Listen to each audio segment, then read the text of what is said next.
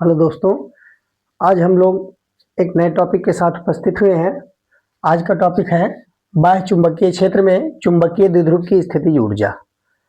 तो जब किसी बाह्य चुंबकीय क्षेत्र में हम चुंबकीय द्विध्रुव को रखते हैं तो उस पर एक बलयुग्म कार्य करता है जो द्विध्रुव को चुंबकीय क्षेत्र की दिशा में संरेखित करने का प्रयत्न करता है और उस पर एक बलाघूर्ण कार्य करता है जिसके कारण जो चुंबकीय द्विध्रुव है उसकी अक्ष क्षेत्र की दिशा में संरेखित होती है।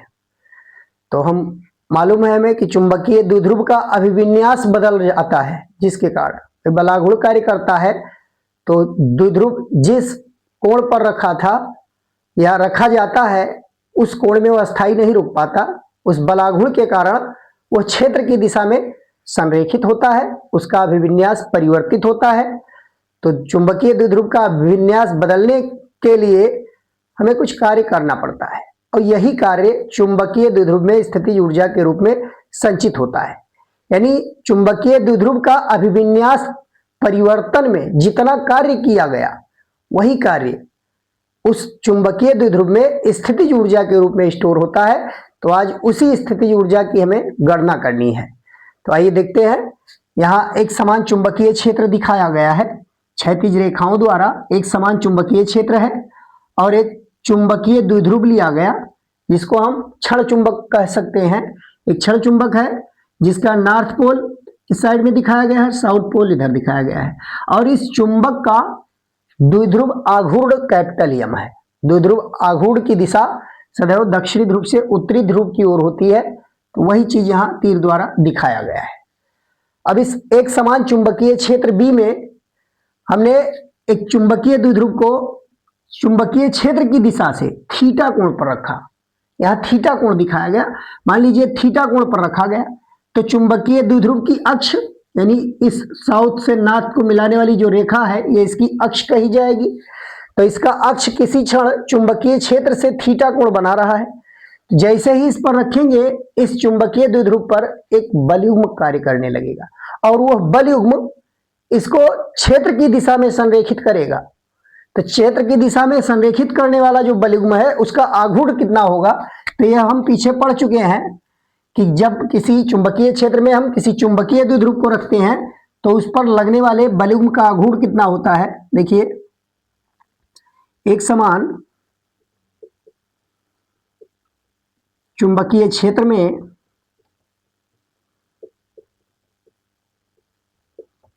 चुंबकीय द्विध्रुव पर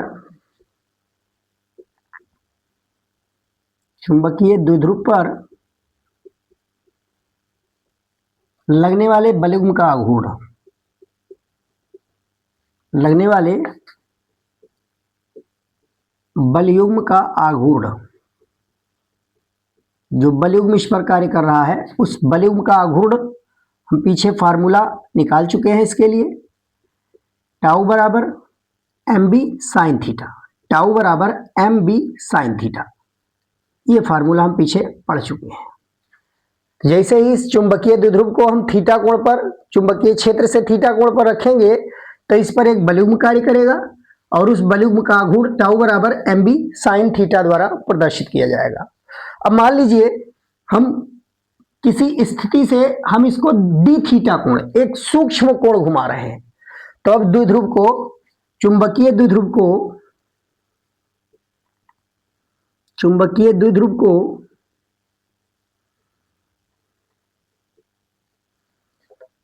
अल्प कोण डी थीटा घुमाने में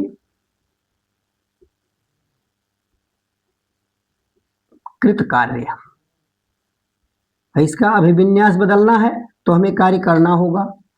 अब कितना कार्य किया जाएगा, तो यहाँ सूक्ष्म कोण घुमा रहे हैं तो एक सूक्ष्म कार्य करना पड़ेगा। भाई चुंबकीय द्विध्रुव पर लगने वाले बलयुग्म का आघूर्ण टाउ है और इसको डी थीटा, हमने एक छोटा सा कोणीय विस्थापन इसका डी थीटा किया जा रहा है।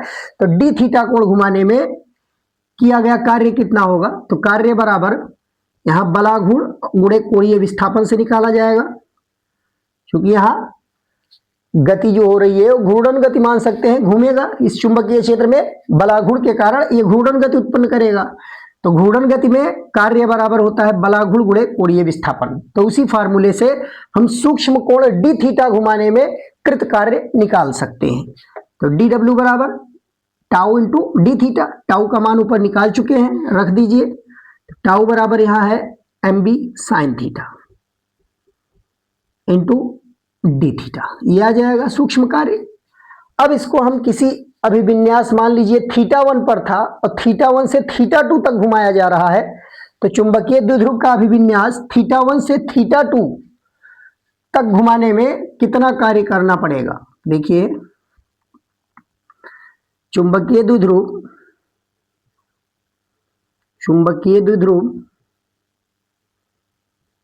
को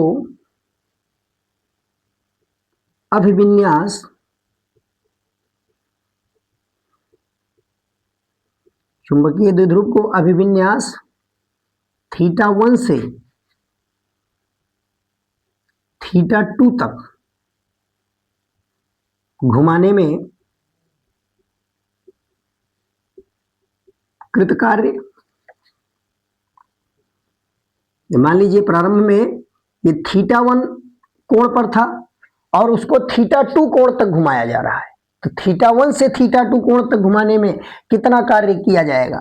तो यहाँ सूक्ष्म कार्य हमको मालूम है, इसी का हम समाकलन थीटा 1 से थीटा 2 कर देंगे, तो अभिविन्यास थीटा 1 से थीटा 2 तक घुमाने में कृत कार्य हमको मालूम चल जाएगा। यानी यह कृत कार्य W बराबर हो जाएगा integration theta 1 to theta 2 D W. इस सूक्ष्म कार्य डी डब्ल्यू का हम थीटा 1 से थीटा 2 तक समाकलन करके और कार्य निकाल सकते हैं। तो अब यहाँ देखिए डी डब्ल्यू की वैल्यू रख देंगे, थीटा 1 से थीटा 2 तक समाकलन करना है और यहाँ डी डब्ल्यू की वैल्यू आई है M B sine theta D theta, M B sine theta into D theta. अब यहाँ समाकलन हो रहा है थीटा के सापेक्ष, तो थीटा वाली राशि का ही समाकलन हो सकता है। एम और बी जो होंगे वो नियत होंगे, उनको हम बाहर कर सकते हैं। तो यहाँ से देखिए डब्ल्यू बराबर आ जाएगा, एम बी बाहर कर लिया जाएगा और समाकलन किया जाएगा केवल और केवल साइन थीटा का, साइन थीटा का समाकलन किया जाएगा। तो साइन थीटा का समाकलन माइनस कॉस थीटा होता है, तो इसका समाकलन जब करेंगे तो हमको माइनस कॉस थीटा मिल जाएगा, माइनस कॉस थीटा। लिमिट लगा हुआ है थीटा 1 से थीटा 2 तक। अब इस पर लिमिट अप्लाई करेंगे, तो लिमिट अप्लाई करने के लिए upper limit minus lower limit formula जानते हैं, तो उसी फार्मूले से हम यहाँ अपर लिमिट रखेंगे पहले। तो अपर लिमिट है थीटा 2, तो इस थीटा की जगह पर पहले माइनस में है कॉस थीटा, तो ये माइनस में कॉस थीटा 2 हो जाएगा। फिर बीच में upper limit minus lower limit, minus लगाने के बाद फिर लोअर लिमिट जब रखना होगा तो एक माइनस यहाँ पहले से है, तो ये माइनस माइनस प्लस हो जाएगा और यहाँ थीटा के स्थान पर थीटा 1 रख देंगे, ये आ जाएगा। जब लिमिट अप्लाई करेंगे इस पर तो माइनस में कॉस थीटा 2 मिलेगा और प्लस में कॉस थीटा 1 आ जाएगा। अब इसको हम सिंप्लीफाई करें तो यहाँ से हमको प्राप्त होगा एम बी और प्लस वाली वैल्यू पहले लिख दें कॉस थीटा 1 और फिर माइनस में मिल रहा है कॉस थीटा 2, ये प्राप्त हो रहा है। थीटा 1 से थीटा 2 तक घुमाने में किया गया कार्य इतना है और यही कार्य थीटा 2 अभिविन्यास के लिए स्थितिज ऊर्जा होगा। जब चुंबकीय द्विध्रुव थीटा 2 अभिविन्यास में पहुंच चुका है तो थीटा 2 अभिविन्यास में उसकी स्थितिज ऊर्जा का ये फार्मूला बन जाएगा। चुंबकीय द्विध्रुव का थीटा 2 अभिविन्यास में, थीटा 2 अभिविन्यास के लिए स्थितिज ऊर्जा, यही स्थितिज ऊर्जा के तुल्य होगा। जितना कार्य किया गया थीटा 1 से थीटा 2 तक ले जाने में, वही थीटा 2 अभिविन्यास के लिए स्थितिज ऊर्जा होगा। थीटा 2 अभिविन्यास के लिए स्थितिज ऊर्जा U बराबर यह आ जाएगा M B cos theta 1 minus cos theta 2।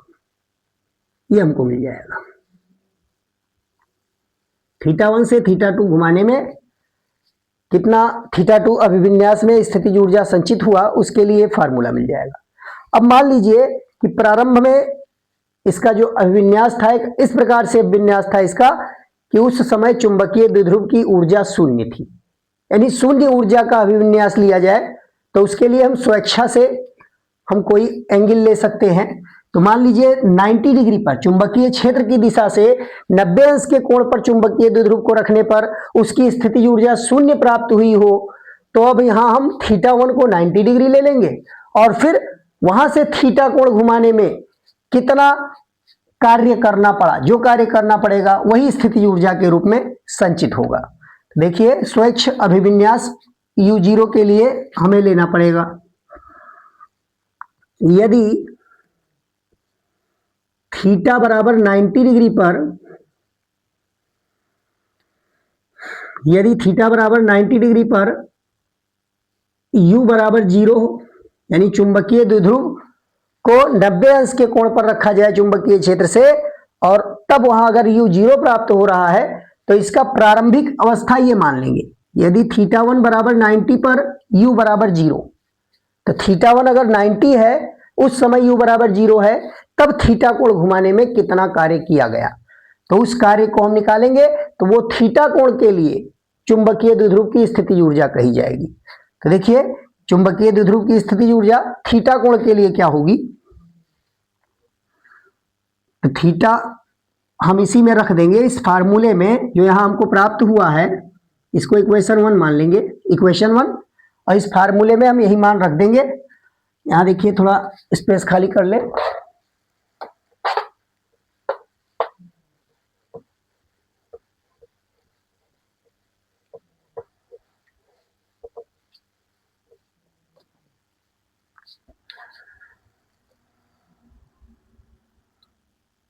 चुंबकीय द्विध्रुव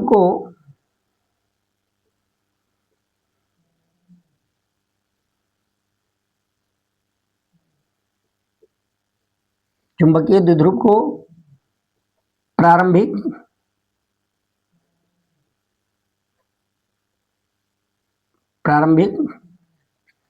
अवस्था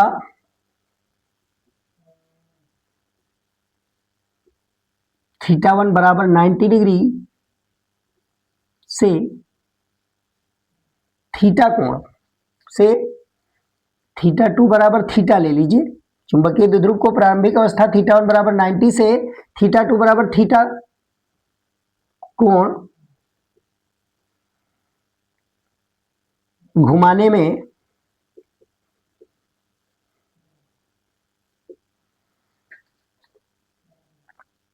चुंबकीय द्विध्रुव में संचित स्थितिज ऊर्जा, चुंबकीय द्विध्रुव में संचित स्थितिज ऊर्जा, कितनी स्थितिज ऊर्जा संचित होगी हम उसके लिए यहां फार्मूला निकाल सकते हैं।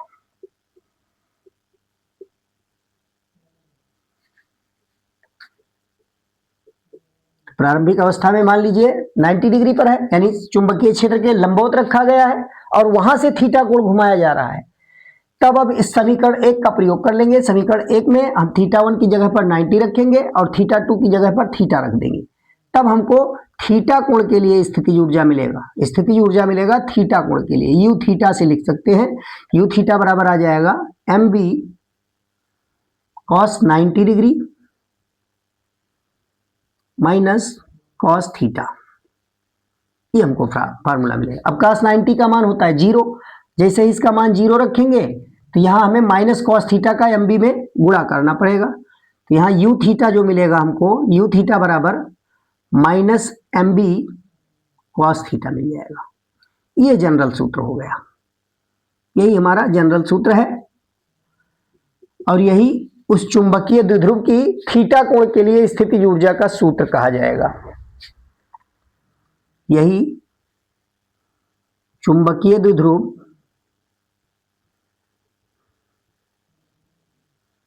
की कोण थीटा पर स्थितिज ऊर्जा होगी।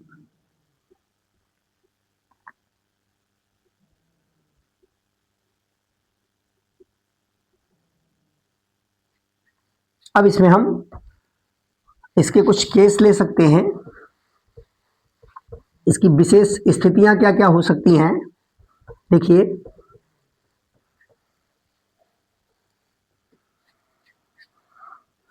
स्पेशल केस,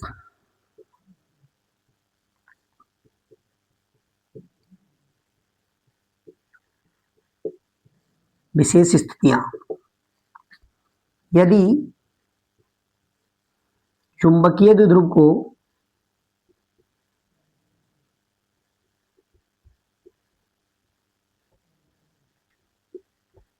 क्षेत्र के समांतर, यानी चुंबकीय क्षेत्र के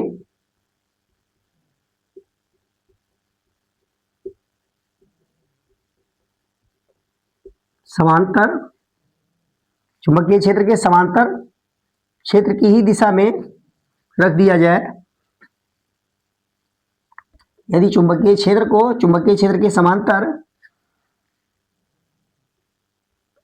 क्षेत्र की ही दिशा में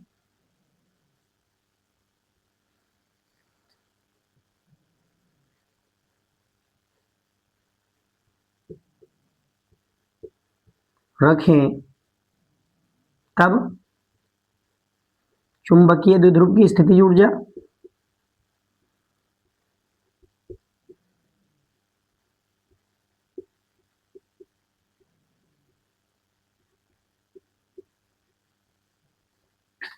तब चुंबकीय द्विध्रुव की स्थितिज ऊर्जा। तो अब यहां कौन सा केस लिया गया, यदि चुंबकीय द्विध्रुव को चुंबकीय क्षेत्र के समांतर क्षेत्र की ही दिशा में, क्षेत्र की ही दिशा में मतलब थीटा बराबर 0 डिग्री, यहां थीटा बराबर हम 0 डिग्री कहेंगे, तो ये थीटा 0 डिग्री के लिए स्थितिज ऊर्जा होगा। भाई थीटा कोण घुमाने में, अगर हम थीटा कोण घुमा रहे हैं या थीटा कोण पर चुंबकीय द्विध्रुव को रखा गया तो इतना स्थितिज ऊर्जा उसमें संचित होगा। अब उस थीटा का मान जब 0 डिग्री ले लेंगे तो 0 डिग्री के लिए स्थितिज ऊर्जा का फार्मूला मिल जाएगा हमको, U0, मतलब चुंबकीय क्षेत्र की दिशा में अगर चुंबकीय द्विध्रुव रखा हुआ है तब उसकी स्थितिज ऊर्जा कितनी है। तो अब यहां थीटा की जगह पर हम 0 डिग्री रख देंगे, तो ये mb cos 0 डिग्री हो जाएगा, और cos 0 अंश का मान 1 होता है, यहां से हमें U0 बराबर -mb प्राप्त होगा, -mb। तो यह चुंबकीय द्विध्रुव की न्यूनतम स्थितिज ऊर्जा कही जाएगी, और इस समय चुंबकीय द्विध्रुव अस्थाई संतुलन की अवस्था में कहा जाएगा। तो यह चुंबकीय द्विध्रुव की अस्थाई संतुलन की अवस्था होगी, यह चुंबकीय द्विध्रुव की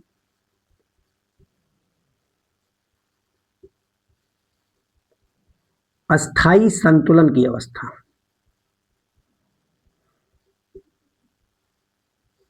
अस्थाई संतुलन की अवस्था होगी, अस्थाई संतुलन की अवस्था होगी। तो इसको अब हम कहेंगे कि इस समय इस अवस्था में चुंबकीय द्विध्रुव अस्थाई रूप से जहां रखेंगे वहीं पर रुका रहेगा, यानी इस पर कोई बलाघुर कार्य नहीं करेगा। भाई थीटा बराबर 0 डिग्री यहां रख के टाउ वाले फार्मूले में रख के चेक कर सकते हो, टाउ बराबर mb sin थीटा होता है, थीटा जब 0 डिग्री रखेंगे तो टाउ 0 हो जाएगा, यानी चुंबकीय क्षेत्र की दिशा में अगर हम चुंबकीय द्विध्रुव को रखेंगे तो उस पर कोई बलाघुर कार्य नहीं करेगा, और जिस स्थिति में है उसी स्थिति में वो बना रहेगा। तो इसीलिए इसको हम चुंबकीय द्विध्रुव की अस्थाई संतुलन की अवस्था कहेंगे, कि यह चुंबकीय द्विध्रुव की अस्थाई संतुलन की अवस्था होगी। तो ये पहला केस है, विशेष परिस्थितियों में ये पहला केस है। अब मान लीजिए दूसरे केस में कि चुंबकीय द्विध्रुव को क्षेत्र के लंबवत रख दिया जाए 90 डिग्री पर, तो 90 डिग्री पर रखने पर कितना उसमें स्थितिज ऊर्जा संचित होगा। तो इसका सेकंड केस है, यदि चुंबकीय द्विध्रुव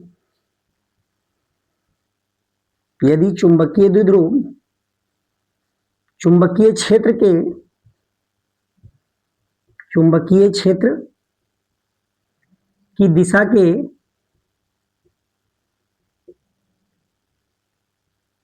लंबवत है,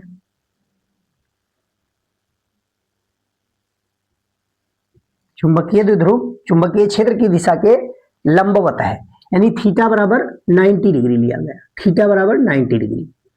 तो 90 डिग्री अगर लेंगे थीटा की वैल्यू, तब कितनी स्थितिज ऊर्जा उस चुंबकीय द्विध्रुव में होगी? तब चुंबकीय द्विध्रुव की स्थितिज ऊर्जा U90 के लिए 90 अंश के लिए चुंबकीय द्विध्रुव की स्थितिज ऊर्जा इस फार्मूले से हम निकाल सकते हैं। यहां भी समीकरण 2 का ही प्रयोग किया गया है, इसमें भी समीकरण 2 का प्रयोग करके हम -mb cos 90 लिखेंगे। हम जानते हैं cos 90 डिग्री का मान होता है 0, तो जैसे इसका मान 0 रखेंगे ये पूरी वैल्यू 0 हो जाएगी। यहां से हमको मिल जाएगा U90 बराबर 0। देखिए जो हमने माना था कि 90 अंश पर U 0 होता है, वही चीज यहां सिद्ध हो रहा है कि जब हम चुंबकीय द्विध्रुव को चुंबकीय क्षेत्र से लंबवत रखेंगे तो उसकी स्थितिज ऊर्जा शून्य होगी। तो शून्य स्थितिज ऊर्जा, यानी जब हमने 0 डिग्री पर रखा था तो उस समय स्थितिज ऊर्जा ऋणात्मक थी, माइनस में mb था, तो अब mb से बढ़कर ये शून्य हुआ है, अब ये बढ़ गया है। न्यूनतम यही होगा, 0 डिग्री पर स्थितिज ऊर्जा न्यूनतम कही जाएगी और 90 डिग्री पर शून्य हो गया। अब मान लीजिए 180 डिग्री तक ले गए या 180 अंश पर रख दिया गया, चुंबकीय क्षेत्र की विपरीत दिशा में अगर रखा हुआ है, तब कितना स्थितिज ऊर्जा उसके पास होगा चुंबकीय द्विध्रुव में। थर्ड केस इसका देखिए, यदि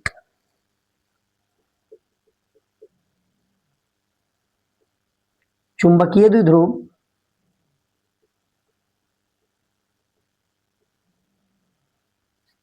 चुंबकीय क्षेत्र के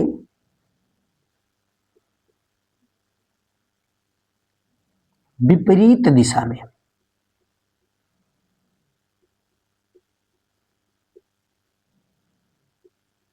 विपरीत दिशा में है, विपरीत दिशा मतलब थीटा 180 डिग्री, अब की बार थीटा 180 डिग्री पर कर दिया गया, नॉर्थ पोल को इधर कर दिया, साउथ पोल को हम इधर कर दिए, उल्टा कर दिए, 180 अंश टोटल घुमा दिया गया।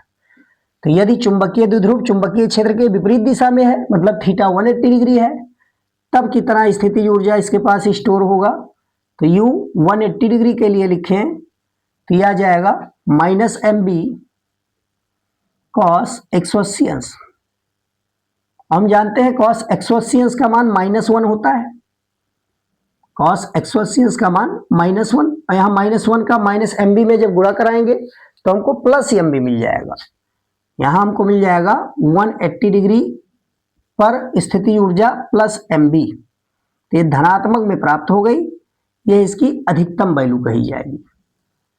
तो इस समय यह अस्थायी संतुलन की अवस्था कही जाएगी, यह चुंबकीय द्विध्रुव अस्थायी संतुलन में होगा। अगर थोड़ा भी इसका कोण 180 से कम या अधिक करेंगे तो यह तुरंत क्षेत्र की ओर संरेखित होगा, इस पर बलयुग्म कार्य करेगा और बलाघूर्ण के कारण यह क्षेत्र की दिशा में घूम जाएगा।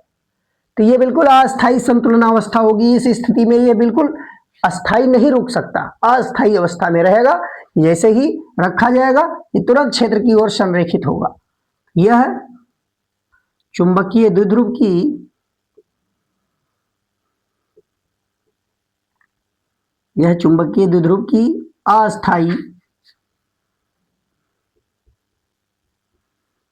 अस्थायी संतुलन की अवस्था होगी।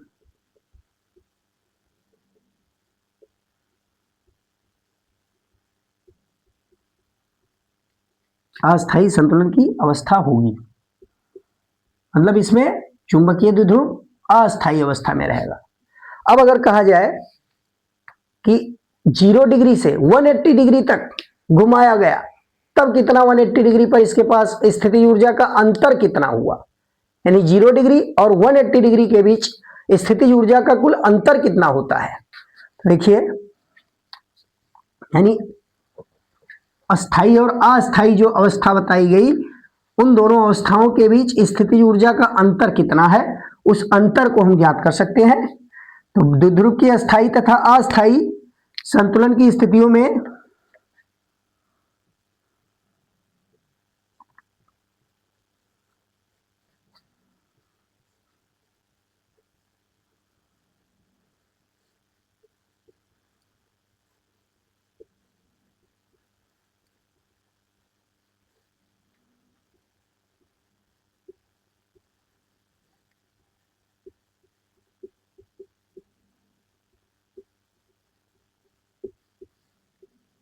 संतुलन की स्थितियों में स्थितिज ऊर्जा का अंतर, स्थितिज ऊर्जा का अंतर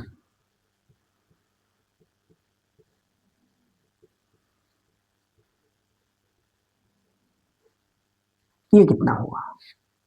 यानी अस्थाई संतुलन की अवस्था थीटा बराबर 0 डिग्री पर थी और अस्थाई संतुलन की अवस्था थीटा बराबर 180 अंश पर मिली। तो 0 से 180 अंश के बीच स्थितिज ऊर्जा का कुल अंतर कितना हुआ?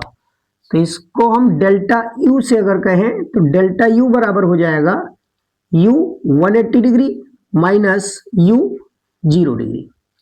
0 डिग्री पर अस्थाई संतुलन अवस्था था, 180 डिग्री पर अस्थाई, तो दोनों के लिए सूत्र निकाला जा चुका है, रख के हम मान निकाल सकते हैं। डेल्टा यू बराबर यू 180 आया है प्लस में एम बी, फिर यहां माइनस चिन्ह लेंगे, यू 0 का मान आया है माइनस एम बी, तो यहां हम माइनस एम बी लिख सकते हैं। अब ये माइनस माइनस गुणा होकर प्लस हो जाएगा, तो यहां से हमको M B plus M B 2 बार मिल जाएगा।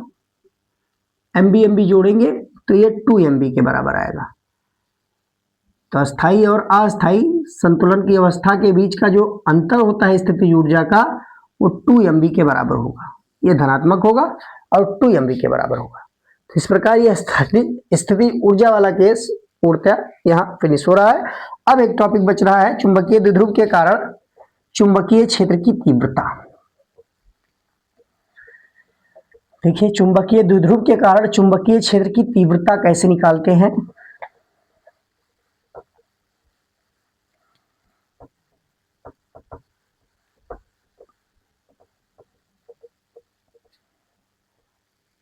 तो नेक्स्ट टॉपिक है चुंबकीय द्विध्रुव के कारण चुंबकीय क्षेत्र की तीव्रता।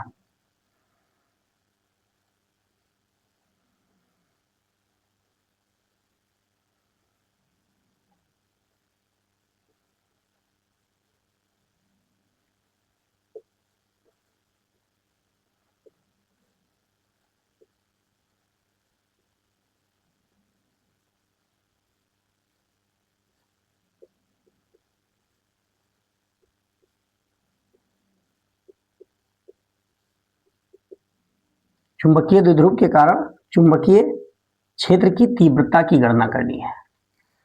तो अब हम यह गणना 2 स्थितियों में कर सकते हैं, एक अक्षीय या अनुदैर्ध्य स्थिति और दूसरा निरक्षीय या अनुप्रस्थ स्थिति।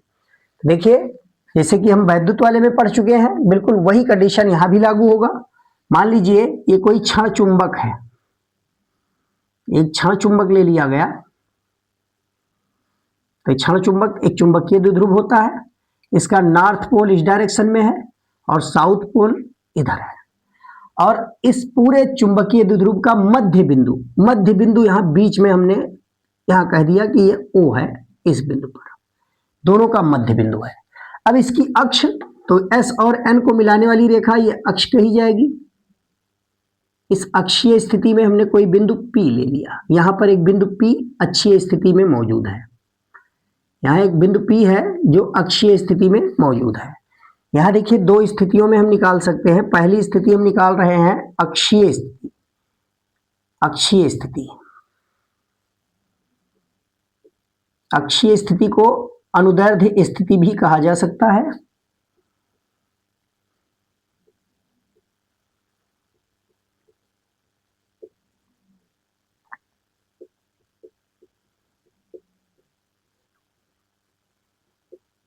अब अक्षीय अनुदैर्ध्य स्थिति में हम चुंबकीय क्षेत्र की गणना करने वाले हैं। तो अब यहां से मान लीजिए कि मध्य बिंदु जो है चुंबकीय द्विध्रुव का वो O है, और इस O से अक्षीय स्थिति में स्मॉल r दूरी पर, O से स्मॉल r दूरी पर अक्षीय स्थिति में बिंदु P स्थित है। तो इस बिंदु P पर हमें चुंबकीय क्षेत्र की तीव्रता की गणना करनी है। तो यहां जो चुंबकीय द्विध्रुव के दोनों चुंबकीय ध्रुव हैं, भाई नॉर्थ और साउथ जो ध्रुव हैं, पोल हैं इसके, इन दोनों की प्रकृति विपरीत होती है। ये पहले ही बताया जा चुका। भाई ये दोनों प्रकृति में दोनों की विपरीत, परिमाण इनके बराबर होते हैं लेकिन प्रकृति इनकी विपरीत होती है। परिमाण मतलब इनका चुंबकीय जो सामर्थ्य है, जो ध्रुव सामर्थ्य है, वह समान होगा। जितना सामर्थ्य नॉर्थ पोल का होता है उतना ही सामर्थ्य साउथ पोल का होता है। तो मान लीजिए हम इसके ध्रुव सामर्थ्य को स्मॉल m लिखें कि स्मॉल m प्रत्येक ध्रुव का सामर्थ्य है, इसका भी m और इसका भी m। भाई चुंबकीय ध्रुव सामर्थ्य अलग होता है और चुंबकीय द्विध्रुव आघूर्ण अलग होता है। आघूर्ण दक्षिणी ध्रुव से उत्तरी ध्रुव की ओर पूरे चुंबक के लिए कार्य करता है, जबकि यह ध्रुव सामर्थ्य उस चुंबकीय ध्रुव के लिए होता है। तो जितना सामर्थ्य इसका है उतना ही इसका है। चुंबकीय द्विध्रुव की परिभाषा बताया जा चुका है कि समान ध्रुव सामर्थ्य वाले विपरीत प्रकृति के दो चुंबकीय ध्रुव अल्प दूरी पर जब स्थित होते हैं तब वह निकाय चुंबकीय द्विध्रुव कहलाता है। तो ये चुंबकीय द्विध्रुव है, तो इसके ध्रुव सामर्थ्य भिन्न भिन्न नहीं हो सकते, एक ही होंगे, क्योंकि एक ही चुंबक के दोनों चुंबकीय द्विध्रुव है। तो यम चुंबकीय, इसका ध्रुव सामर्थ्य है यम और इसका भी यम है। अब यहां से इनके बीच की दूरी मान लीजिए दोनों ध्रुवों के बीच की दूरी 2l है, 2l ये कह सकते हैं। अब मध्य बिंदु अगर कहा गया O को, तो O से दोनों के ध्रुवों की दूरी को हम स्मॉल l कह सकते हैं, स्मॉल l। दोनों ध्रुव l दूरी पर मौजूद होंगे, ये होगा l। तो बिल्कुल जैसे वैद्युत क्षेत्र में पढ़ चुके हैं, सेम वही कंडीशन यहां लागू होगा।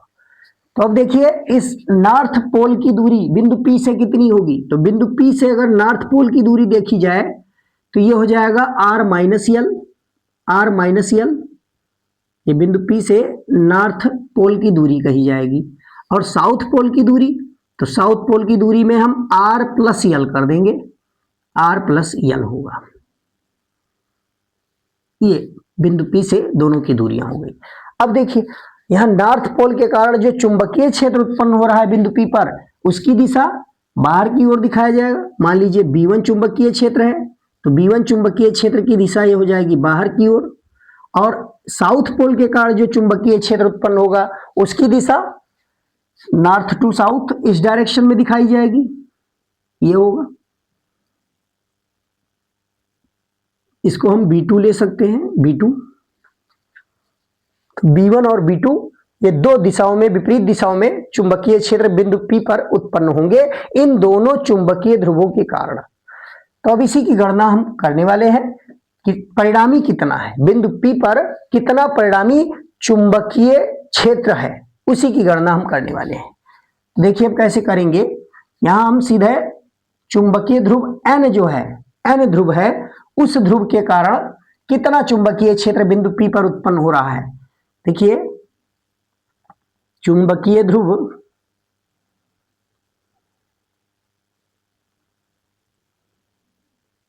N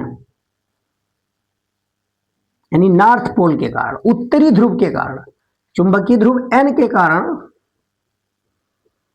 बिंदु P पर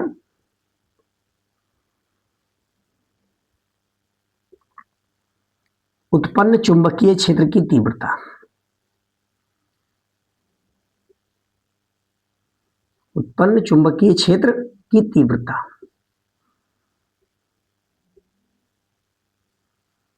कितनी तीव्रता होगी, इसको B1 से लिखा गया है, तो B1 इक्वल टू हम लिख सकते हैं म्यू नॉट अपॉन 4 पाई और ध्रुव सामर्थ्य दिया है m, ध्रुव सामर्थ्य m दिया हुआ है और यहां से इसकी दूरी कितनी है, तो नॉर्थ पोल की दूरी है r माइनस यल, तो यहां r माइनस एल का स्क्वायर कर सकते हैं, r माइनस एल का स्क्वायर कर सकते हैं। तो ये चुंबकीय क्षेत्र की तीव्रता होगी नॉर्थ पोल के कारण बिंदु P पर। तो नॉर्थ पोल यानी चुंबकीय ध्रुव N के कारण बिंदु P पर उत्पन्न चुंबकीय क्षेत्र ये हो जाएगा। और इसी प्रकार से हम साउथ पोल के कारण ले लेंगे चुंबकीय ध्रुव S,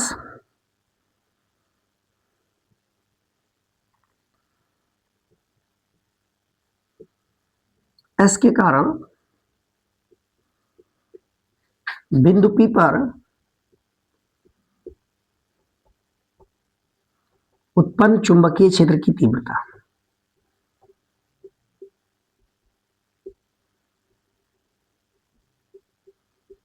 कितनी चुंबकीय क्षेत्र की तीव्रता होगी, देखिए तो यहां से इसको B2 लिखा गया है, तो B2 इक्वल टू हो जाएगा म्यू नॉट अपॉन 4 पाई चुंबकीय ध्रुव सामर्थ्य m इसका भी होगा, लेकिन दूरी यहाँ चेंज होगी, दूरी यहाँ r प्लस यल कही जाएगी, r प्लस यल का स्क्वायर। तो B1 और B2 मालूम है। अब बिंदु P पर परिणामी चुंबकीय क्षेत्र की तीव्रता, देखिए दोनों विपरीत दिशाओं में है, तो हम परिणामी इनके अंतर के बराबर लिख सकते हैं। अतः पूरे चुंबकीय द्विध्रुव के कारण कह सकते हैं, अतः चुंबकीय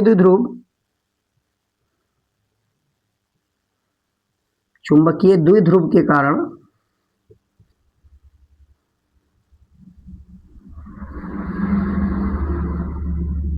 बिंदु P पर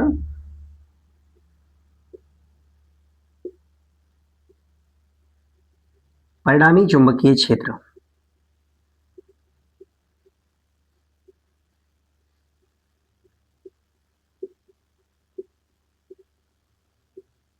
परिणामी चुंबकीय क्षेत्र की तीव्रता क्या होगी, यहाँ दिशा में विपरीत है, तो इसलिए इनका परिणामी जब निकालेंगे तो दोनों के अंतर के बराबर होगा। B1 की वैल्यू ज्यादा है, B2 की कम है, तो B1 में से B2 घटा देंगे तो परिणामी चुंबकीय क्षेत्र हमको मालूम चल जाएगा। तो रख दीजिए दोनों वैल्यूज। B1 का मान है μ0/4 पाई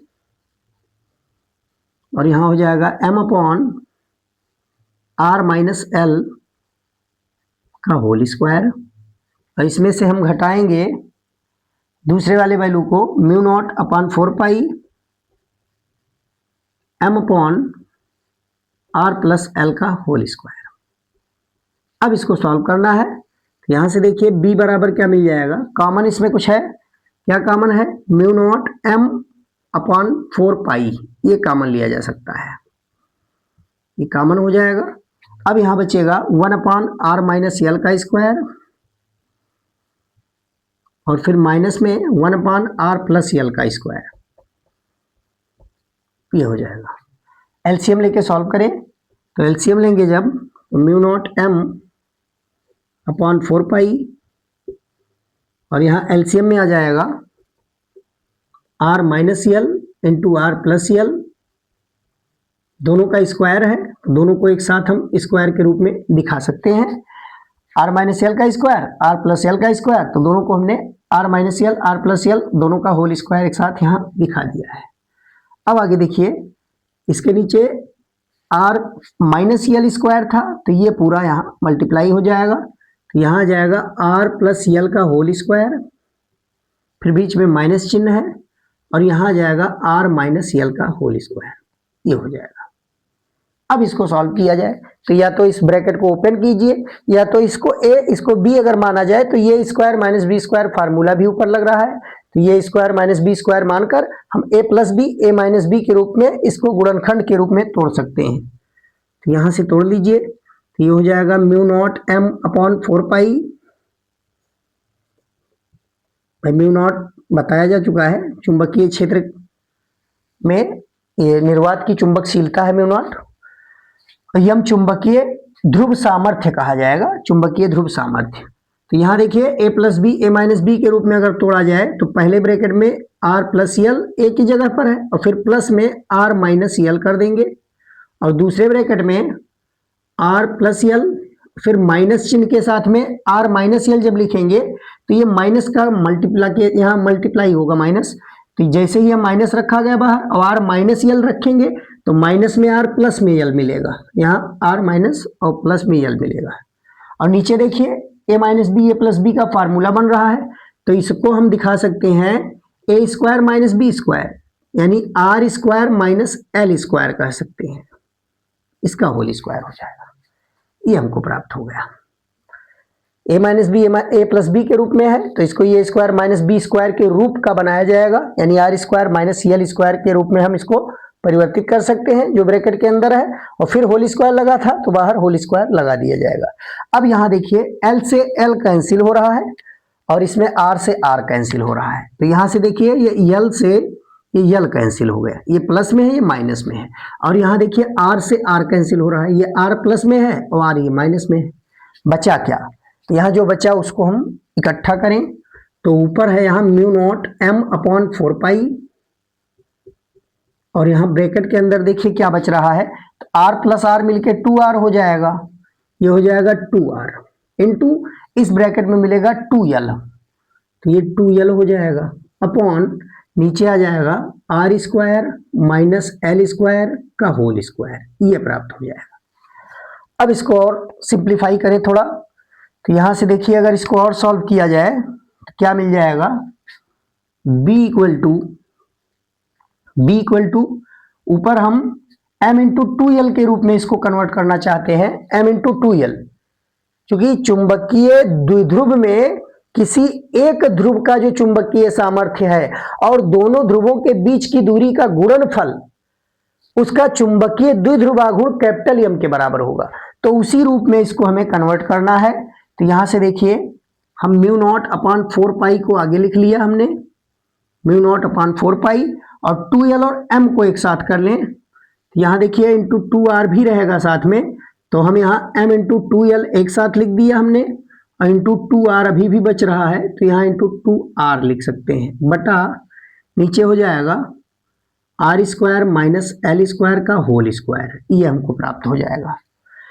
अब हमें मालूम है चूंकि चुंबकीय द्विध्रुव आघूर्ण m जो होता है वो किसी एक ध्रुव का सामर्थ्य और दोनों ध्रुवों के बीच की दूरी के गुणनफल के बराबर होता है। कैपिटल एम बराबर m इंटू 2l। तो अब इसको हम कैपिटल एम लिख सकते हैं। कैपिटल एम जब लिखेंगे तो b की वैल्यू देखिए क्या मिल जाएगी, b बराबर यहां मिल जाएगा म्यू नॉट अपॉन 4 पाई, म्यू नॉट अपॉन 4 पाई, आगे 2 आ जाएगा, m आएगा इंटू r आ जाएगा, और नीचे R square minus L square का होल स्क्वायर, ये मिल जाएगा जनरल फार्मूला। ये जनरल फार्मूला हमको बिंदु P पर चुंबकीय क्षेत्र की तीव्रता का मिल जाएगा। अब यहां हम कंडीशन लगा सकते हैं, देखिए क्या कंडीशन लागू होगा।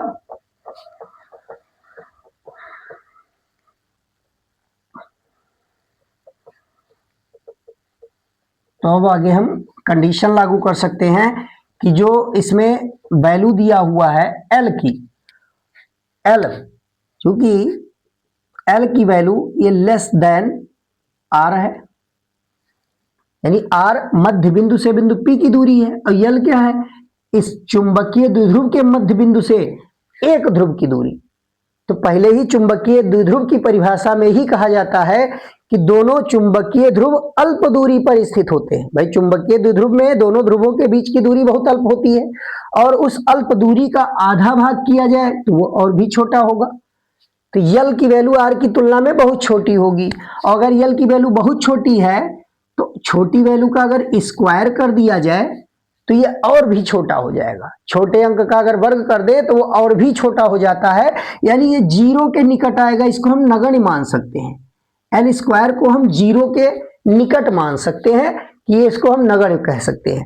तो इसमें यल स्क्वायर को अगर नगण्य कह दिया जाए, यानी यल स्क्वायर की जगह पर जीरो रख दें, तब हमको परिणामी चुंबकीय क्षेत्र की तीव्रता देखिए मिल जाएगा म्यू नॉट अपॉन 4 पाई, ऊपर है 2mr, और नीचे आ जाएगा आर स्क्वायर माइनस जीरो का होल स्क्वायर, यानी आर स्क्वायर का स्क्वायर करेंगे तो आर पावर 4 यहां मिलेगा, म्यू नॉट अपॉन 4 पाई, ये 2mr, और यहां पर आ जाएगा आर पावर 4।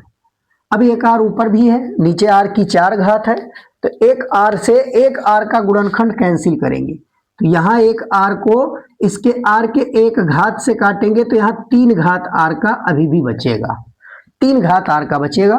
तो अंत में यहाँ हमको क्या फार्मूला मिल जाएगा, b equal to mu naught upon 4 pi, और यहाँ 2m अपॉन आर क्यूब, ये मिल जाएगा।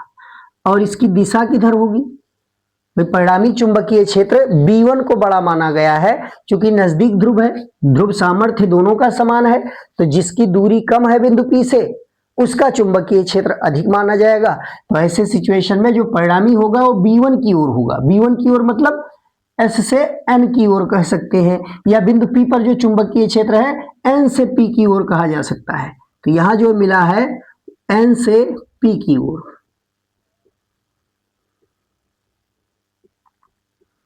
ये परिणामी चुंबकीय क्षेत्र हमको प्राप्त हो जाएगा। और चुंबकीय आघूर्ण की दिशा किधर होगी, तो वो भी S से N की ओर, मतलब इसी डायरेक्शन में इस चुंबकीय द्विध्रुव का चुंबकीय आघूर्ण भी मौजूद है। तो ये चुंबकीय आघूर्ण की दिशा में ही उत्पन्न हुआ है। तो अगर सदिश रूप में लिखें तो सदिश रूप में भी इसको हम ऐसे दिखा सकते हैं, सदिश रूप में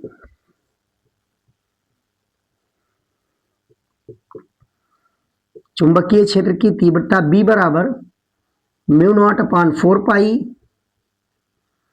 ये 2m अपॉन आर क्यूब ये दिखाया जाएगा। और ये B कौन सा है, अक्षीय स्थिति है, ये अक्षीय स्थिति में निकाला गया है, एक्सियल पोजीशन है ये।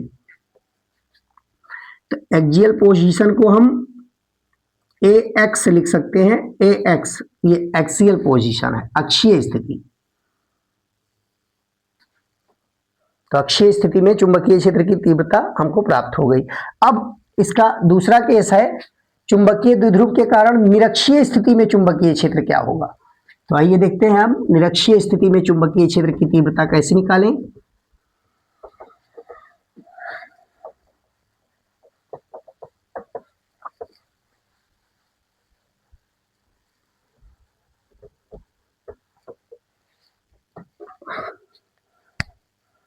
सेकेंड केस है इसका निरक्षीय स्थिति।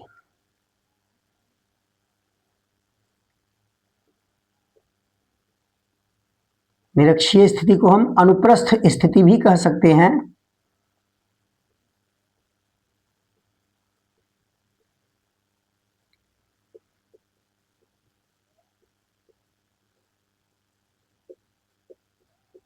तो अब हमें चुंबकीय क्षेत्र की तीव्रता निरक्षीय स्थिति में देखना है।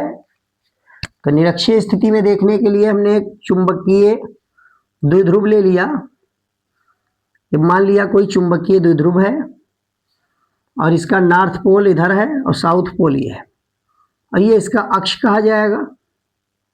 और इसके अक्ष पर बीच में मध्य बिंदु है O, यहाँ मध्य बिंदु O मौजूद है। इस चुंबकीय द्विध्रुव के मध्य बिंदु से स्मॉल r दूरी पर निरक्षीय स्थिति में, अब की बार ये निरक्षीय स्थिति में हम बिंदु P को ले रहे हैं। यहाँ पर बिंदु P कहीं स्थित है, ये निरक्षीय स्थिति में एक बिंदु P है वो स्थित है। इसकी दूरी हमने मान लिया मध्य बिंदु से स्मॉल r है। स्मॉल r दूरी पर ये मध्य बिंदु से स्थित है। तो बिंदु P निरक्षीय स्थिति में स्मॉल r दूरी पर मौजूद है। अब इसकी देखिए चुंबकीय क्षेत्र की तीव्रता हम इस बिंदु P पर निकालना चाहते हैं, तो दोनों ध्रुवों से इसकी दूरी पहले निकालना होगा। इन दोनों ध्रुवों से इसकी दूरी क्या होगी, तो देखिए दोनों ध्रुवों से हम दूरी अगर निकालें तो इसको यहां से हम ये मिला दिया हमने और इधर ये मिला दिया। ये दोनों ध्रुवों से हमने इसको मिला दिया। अब ये दूरी r है तो ये दूरी कितना होगा, देखिए कैसे निकालेंगे इस दूरी को। तो उसके लिए हम ये r दूरी यहाँ है और इस दूरी को हम l कह सकते हैं। यहां से यहां तक की दूरी ये l है और इधर भी दूरी ये l है। तो आधार यहाँ O से N और इधर O से S, ये दोनों L L बराबर होंगे और बीच में O से P की दूरी ये भी दोनों ओर बराबर होगी। यहाँ समकोण त्रिभुज बन रहा है और समकोण त्रिभुज में लंब और आधार समान है दोनों त्रिभुजों के, लंब और आधार समान है दोनों त्रिभुजों के, तो कर्ण भी दोनों का बराबर होगा। यानी ये दूरी दोनों की बराबर होगी। कितनी हो जाएगी, पाइथागोरस प्रमेय से निकालें तो under root r square plus l square कह सकते हैं, r square plus l square, यानी लंब का वर्ग और प्लस आधार का वर्ग और पूरे का वर्गमूल कर दें तो ये बिंदु P की दूरी यहां से भी हो जाएगी और इतनी ही दूरी इधर से भी आएगी, यही दूरी इधर भी आएगी, r square plus l square, ये हमको प्राप्त हो जाएगा। अब यहाँ कोण मान लीजिए थीटा कोण बना रहा है, ये कोण थीटा है तो ये भी कोण थीटा ही होगा क्योंकि दोनों ये लंबाई बराबर है। थीटा कोण अगर ये बन रहा है तो ये कोण भी थीटा ही कहा जाएगा। अब देखिए इस चुंबकीय द्विध्रुव के नॉर्थ पोल के कारण जो चुंबकीय क्षेत्र यहाँ उत्पन्न होगा उसकी दिशा N से P की ओर यानी बाहर की ओर हम दिखा सकते हैं, इसी लाइन में आगे की ओर। ये लाइन जो खींचा गया इसी लाइन में बाहर की ओर ऐसे दिखाया जाएगा। यही लाइन सीधाई में, ये बिल्कुल सीधाई में हम दिखा सकते हैं।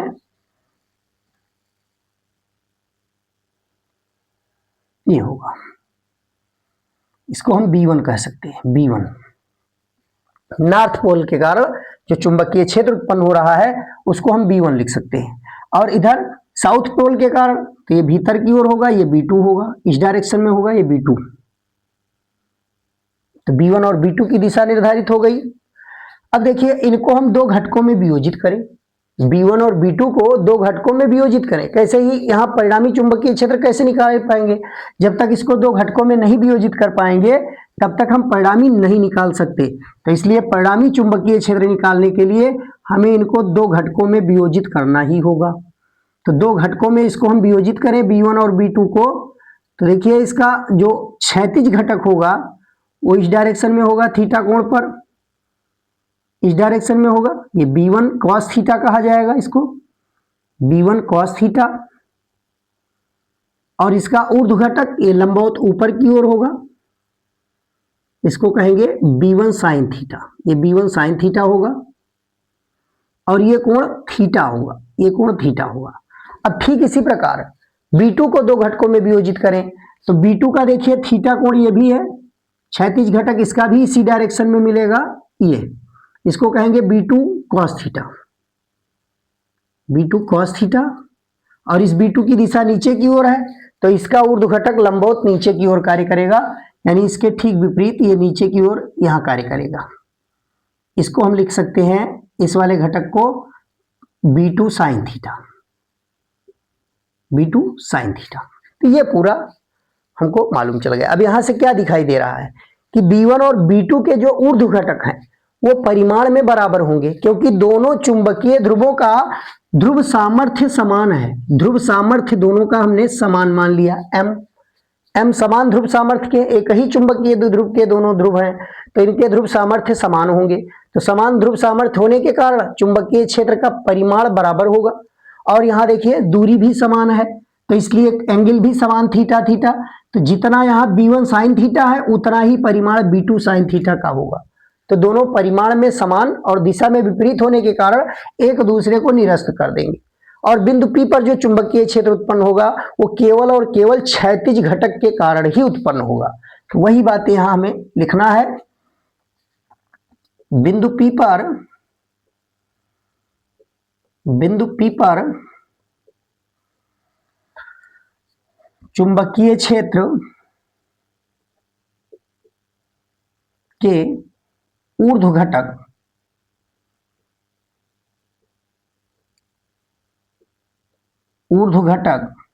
यानी B1 sin थीटा तथा B2 sin थीटा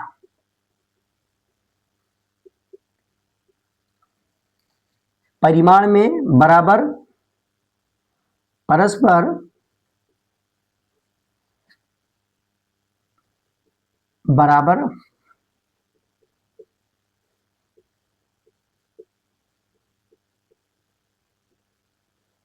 तथा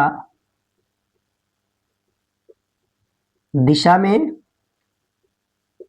विपरीत होने के कारण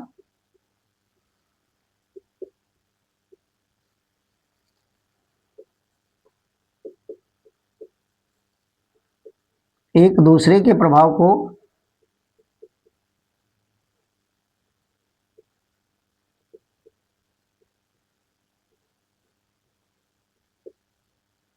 समाप्त कर देंगे।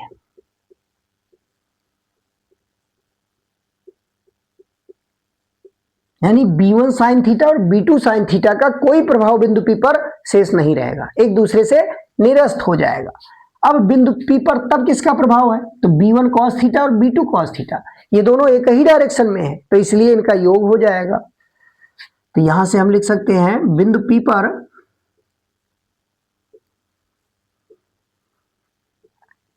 परिणामी चुंबकीय क्षेत्र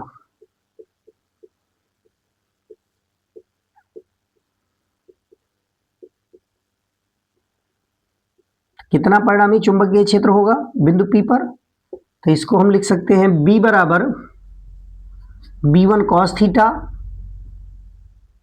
प्लस B2 cos थीटा, या इसको इस प्रकार से भी लिख सकते हैं B बराबर B1 plus B2 into cos theta, इसको इक्वेशन 1 कहा जा सकता है। अब B1 और B2 की वैल्यू हम निकाल लें। देखिए चुंबकीय ध्रुव N के कारण बिंदु P पर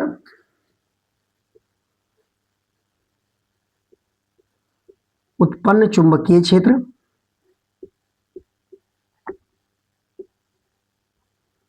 कितना चुंबकीय क्षेत्र उत्पन्न होगा, उसकी तीव्रता निकाले तो इसको B1 से कहेंगे और B1 इक्वल टू हो जाएगा mu naught upon 4 pi M upon इसकी दूरी है under root R square plus L square और इसका होल स्क्वायर कर देंगे, ये होल स्क्वायर हो जाएगा। भाई दूरी का वर्ग लिया जाता है, इसको सॉल्व किया जाए तो ये रूट से स्क्वायर हट जाएगा और यहाँ R square plus L square ही शेष रहेगा। तो ये हो जाएगा mu naught upon 4 pi M upon R square plus L square, ये आ जाएगा। तथा चुंबकीय ध्रुव S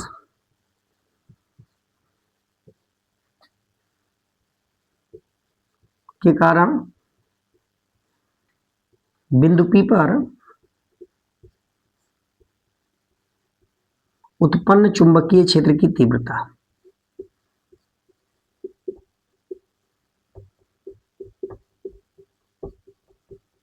कितना चुंबकीय क्षेत्र उत्पन्न होगा B2, तो B2 बराबर आ जाएगा म्यू नॉट अपॉन 4 पाई और यहाँ भी हो जाएगा वही M अपॉन वही दूरी यहाँ भी है तो सेम वही चीजें यहाँ R square plus L square ही मिलेगा, ये हमको प्राप्त हो जाएगा। तो B1 और B2 का मान मिल चुका है। अब यहाँ हमें cos थीटा की जरूरत है, तो इस चित्र से देखिए cos थीटा हम निकाल सकते हैं तथा cos थीटा बराबर, तो यहाँ देखिए इस त्रिभुज को ले लीजिए OPS, इसमें ये कोण थीटा है, तो कोण थीटा अगर है तो cos थीटा बराबर आधार बटा कर्ण कह सकते हैं। तो आधार इसमें L लंबाई का है और कर्ण है under root R square plus L square, ये हो जाएगा cos थीटा की वैल्यू। तो अब हमको सारे मान मालूम चल गए, समीकरण 1 में सभी मानों को रख दीजिए।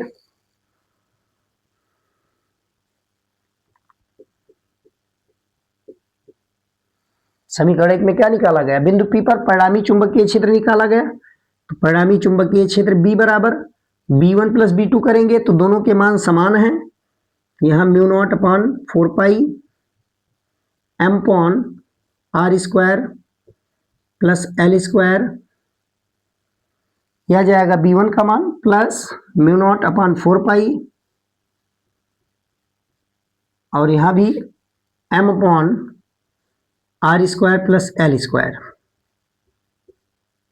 ये पूरा यहाँ कर्ली ब्रैकेट ले लीजिए, क्योंकि अंदर छोटा ब्रैकेट आ रहा है तो दो छोटा ब्रैकेट एक साथ नहीं लगा सकते, कर्ली ब्रैकेट लिख सकते हैं। और बाहर है cos थीटा और cos थीटा की वैल्यू आई है L upon under root R square plus L square, ये हो जाएगा। अब इन दोनों को देखिए सेम राशियां हैं, दोनों समान क्वांटिटी है ये, तो ये दोनों जुड़ जाएंगी, डबल हो जाएगा। अगर इसको x कहें तो ये भी x है, x प्लस x मिलके 2x, यानी एक राशि का डबल हो जाएगा। तो अब यहां से देखिए b बराबर हमको क्या मिल जाएगा, b बराबर, तो इसी का अब हम डबल कर रहे हैं 2 into mu naught upon 4 pi M upon R square plus L square, ये इन दोनों का योग हो जाएगा और फिर into L upon under root R square plus L square, यह आ जाएगा। अब सॉल्व किया जाए, देखिए 2 को L के साथ कर दिया जाए तो M इंटू 2L यहाँ भी बन जाएगा और नीचे देखिए R square plus L square की एक घात यहाँ है और यहाँ R square plus L square की 1/2 घात कही जाएगी, जिसके ऊपर अंडर रूट लगा होता है उसकी घात 1/2 कही जाती है। यहाँ से B की वैल्यू हमको मिल गई म्यू नॉट अपॉन 4 पाई, ये ऊपर हो जाएगा M इंटू 2L, यह जाएगा। यहाँ से L है, ये 2 है और M है, इनको इकट्ठा कर लिया गया और नीचे आ जाएगा R square plus L square की पावर 3/2, क्योंकि यहाँ एक घात और यहाँ 1/2 घात, दोनों घातें जुड़ेंगी तो 3/2 हो जाएगा। अब हम फिर से इस चुंबकीय आघूर्ण इसका कैपिटल एम माना जाए तो ये एम इंटू 2L के बराबर होगा और यहां से B बराबर मिल जाएगा mu naught upon 4 pi capital M upon R square plus L square power 3/2। ये जनरल सूत्र मिल जाएगा। ये हमको जनरल सूत्र मिल गया निरक्षीय स्थिति के लिए। तो निरक्षीय स्थिति में इतना चुंबकीय क्षेत्र उत्पन्न होगा। अब कंडीशन अगर लगा दिया जाए कि जो ये L है उसकी लंबाई छोटी होगी L की R की तुलना में, तो वो कंडीशन अगर लागू कर दिया जाए तब ये कितना होगा देखिए। यहां हम कंडीशन लगा सकते हैं चूंकि L is less than 2R, L की वैल्यू R की तुलना में बहुत छोटी है क्योंकि चुंबकीय द्विध्रुव जो होता है उसमें दोनों ध्रुवों के बीच की दूरी अत्यंत अल्प होती है। तो अब यहां से हम L स्क्वायर को नगण्य कह सकते हैं। L square tends to 0, L square और ज्यादा छोटा होगा यानी उसको हम नगण्य मान सकते हैं। तो इसमें L स्क्वायर को हम 0 के टेंड कर देंगे तब B की वैल्यू क्या आएगी, B बराबर म्यू नॉट अपॉन 4 पाई और ऊपर हो जाएगा M अपॉन नीचे है R स्क्वायर प्लस 0 पावर 3/2। यह आ जाएगा। अब देखिए 0 है तो अंदर R स्क्वायर बचेगा तो 2 घात यहां से और बटा 2 घात ये कैंसिल हो जाएगा 2 और यहाँ R पावर 3 के रूप में आ जाएगा। तो यहां से हमको B बराबर मिल जाएगा म्यू नॉट अपॉन 4 पाई, ऊपर M है और नीचे R पावर 3 आ जाएगा। ये मिल जाएगा निरक्षीय स्थिति में चुंबकीय क्षेत्र। इसकी दिशा अगर देखी जाए तो देखिए बिंदु P पर जो चुंबकीय क्षेत्र उत्पन्न हो रहा है वो क्षैतिज घटक के कारण, और क्षैतिज घटक की दिशा किधर है, इस डायरेक्शन में, और जबकि इसका चुंबकीय आघूर्ण किधर है, इस डायरेक्शन में। चुंबकीय आघूर्ण capital M south to north pole होता है और यहाँ परिणामी चुंबकीय क्षेत्र विपरीत दिशा में है। तो जब सदिश रूप में इसको लिखेंगे तो यम और बी विपरीत दिशाओं में होने के कारण चिन्ह आगे माइनस लग जाएगा। तो सदिश रूप में अगर यही सूत्र लिखें, सदिश रूप में, तो सदिश रूप में देखिए निरक्षीय स्थिति के लिए है, इसको हम इक्वेटोरियल पोजीशन कहेंगे, इक्वेटोरियल पोजीशन। तो बी इक्वेटोरियल इक्वल टू सदिश में लिखा जा रहा है mu naught upon 4 pi M upon R cube तो रहेगा, लेकिन इसकी दिशा दोनों की डिफरेंट है इसलिए यहां चिन्ह आगे माइनस लगाना पड़ेगा, ऋण चिन्ह का प्रयोग होगा, ये माइनस चिन्ह आगे लगाया जाएगा। ये ध्यान रखिए दोनों की दिशाएं विपरीत है, एम और बी विपरीत दिशाओं में है इसलिए यहां माइनस चिन्ह इसके आगे लगाया जाएगा। यहां देखिए इस तरीके से हम दिखा सकते हैं, इकट्ठा हो गया यहां, तो इनको हम इस तरीके से दिखा सकते हैं। ये बराबर चिन्ह यहां लगा दिया गया और माइनस चिन्ह यहां आगे हमने ये शो कर दिया। अब इन दोनों में संबंध अगर देखा जाए बी अक्षीय और बी निरक्षीय में क्या संबंध दिखाई दे रहा है, तो यहाँ बी अक्षीय वाला जो निकाला गया था उसमें यहाँ 2m आया था, मतलब इसी का डबल था। तो बी निरक्षीय का डबल होता है बी अक्षीय, इसको 2 से गुणा करेंगे तब ये बी अक्षीय के बराबर होगा। तो अब हम यहां से क्या दिखा सकते हैं कि बी एक्सियल पोजीशन में बी का मान, एक्सियल पोजीशन में, ये एक्सियल पोजीशन में जो बी का मान है वो दुगना है निरक्षीय स्थिति का, और दिशा भी दोनों की विपरीत है, दिशा भी विपरीत है। तो यहां माइनस चिन्ह लगा के फिर हम 2 इंटू बी निरक्षीय लिख सकते हैं, यानी इक्वेटोरियल पोजीशन ये हो जाएगा। बी अक्षीय बराबर -2 बी निरक्षीय। तो इस प्रकार यह टॉपिक यहाँ पूर्णतः कंप्लीट हो रहा है और फिर अब हम नेक्स्ट डे एक नए टॉपिक के साथ पुनः उपस्थित होंगे। आज के लिए इतना ही, धन्यवाद।